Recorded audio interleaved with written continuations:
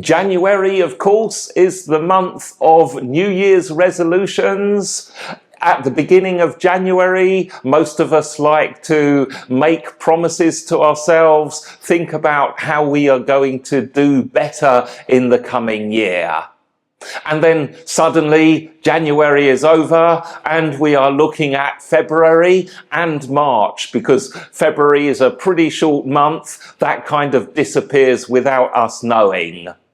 So February and March are a time when we need to commit ourselves more to the promises we made at the beginning of the year and look at what's working and what's not working. February and March can be considered a period of quiet determination. I'm going to call them the months of momentum.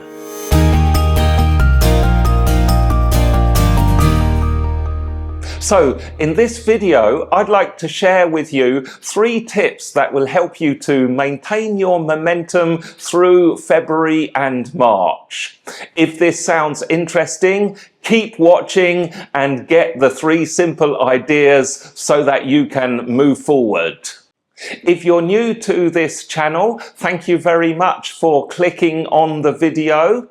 My name is David, and in Spirit and Action YouTube channel, I like to look at the interplay between mindset and getting results through action.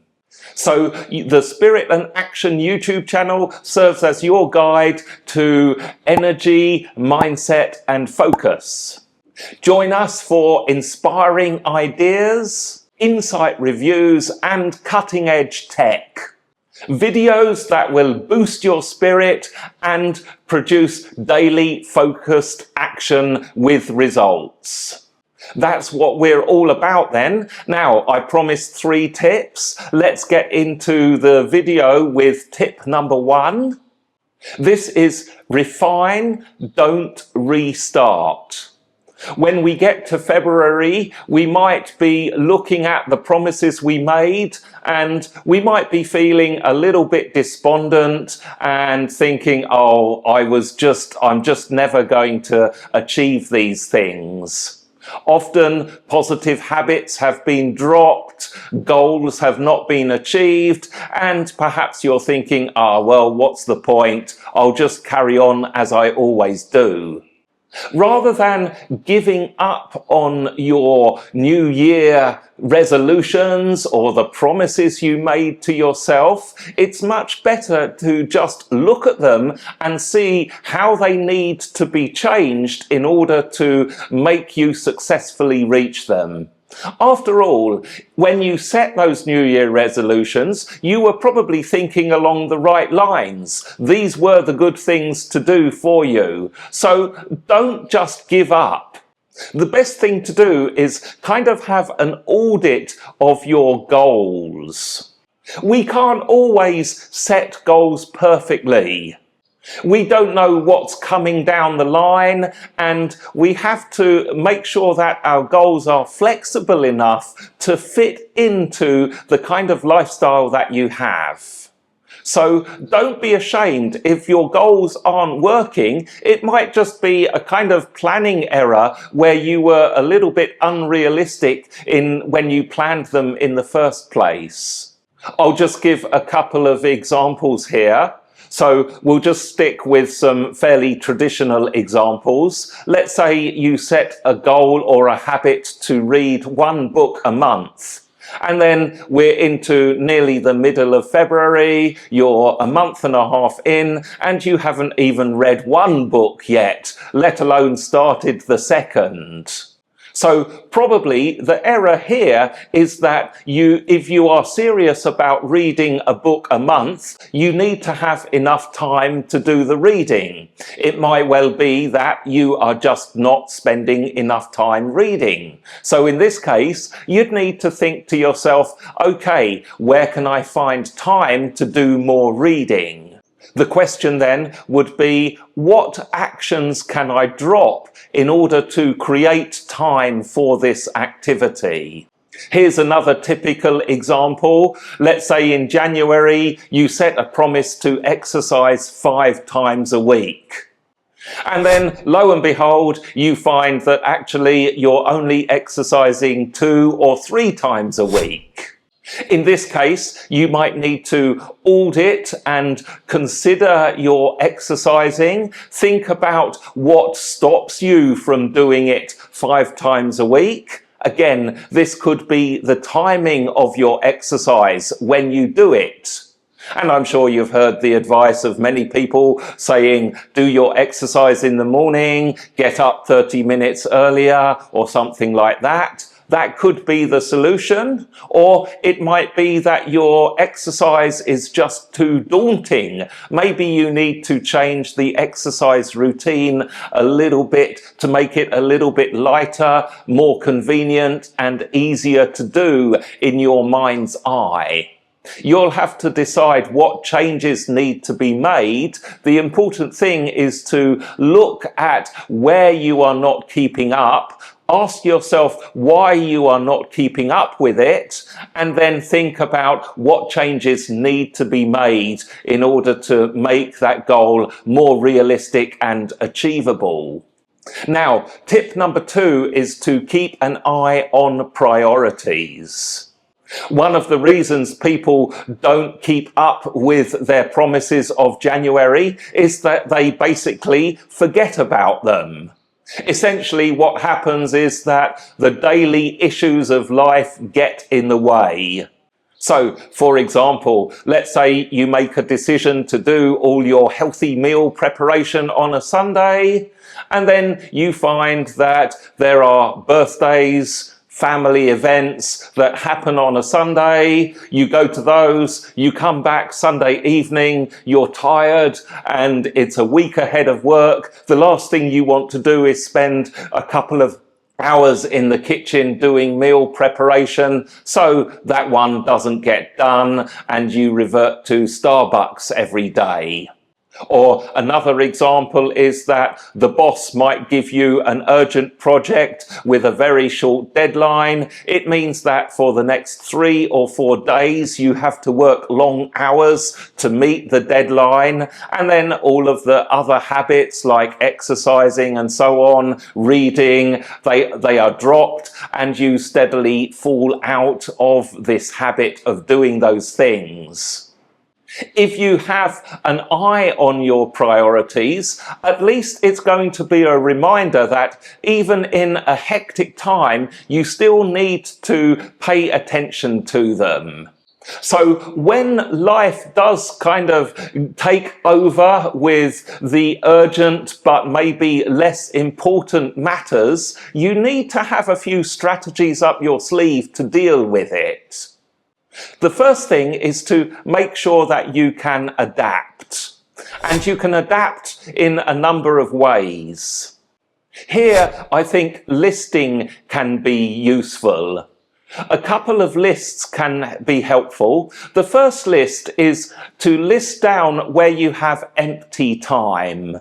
And empty time is the kind of time when you're not really doing so much. For example, empty time might be your commuting time. It could be the 20 minutes you spend in the car waiting for your kids to come out of school. Or it could be 30 minutes that you have when you kind of do nothing after you wake up in the morning. Just have a list of that kind of empty time that perhaps you can use to actually do some of those priority tasks. And then the second list is to have your priority tasks in short and easy versions, a list of the short and easy tasks that you can do. So, for example, with the reading a book, your short and easy task might be just to read 1 page of that book. That's only going to take 5 or 10 minutes to do, and you can use your empty time to do just a little bit there. Remember that even the small time, 5-10 minutes that you spend on these important tasks will accumulate into something meaningful over time. And then the last tip on this is to just use willpower. Sometimes we just have to sacrifice any downtime that we might have and just get working on our priorities. It's worth remembering that often if you were to look at your New Year's resolutions or your goals for 2025, they're not kind of happy things, are they? Things like, oh, I'm going to spend 1 hour enjoying my favorite Netflix program, or I'm going to hit the bar with my friends every Friday night. Now, they're fun things to do, but you kind of don't write them down as your goals or your new habits you want to achieve.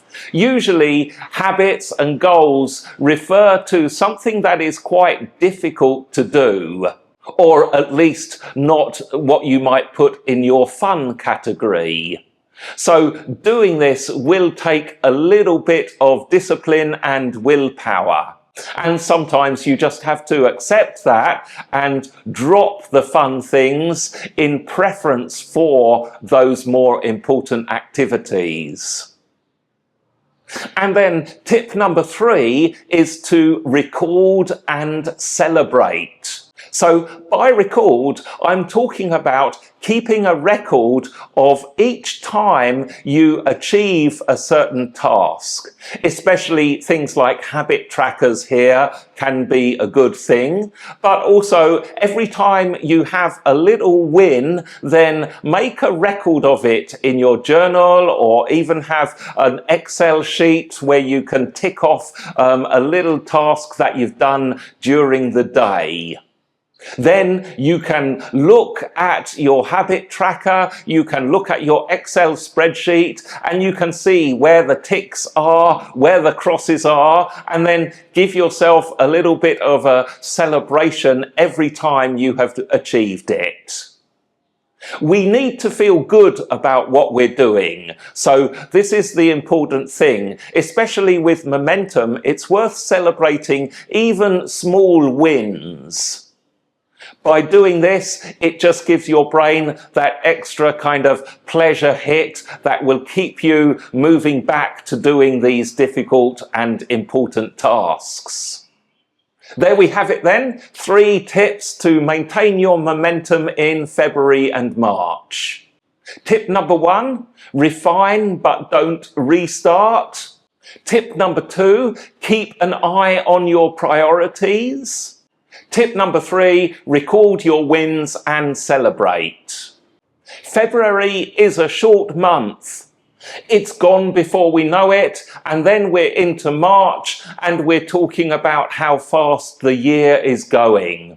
So let's make February one of the months of momentum so that you are actually on the path to reaching and keeping your promises. Let me know in the comments, what do you do to maintain your momentum? Are these tips useful for you? Do you have any other tips that would be really good? In the meantime, thanks for watching this video. Any comments would be great. Lovely to hear from you, and have a fantastic day, week, afternoon, morning, whatever you're doing. I'll see you in the next video.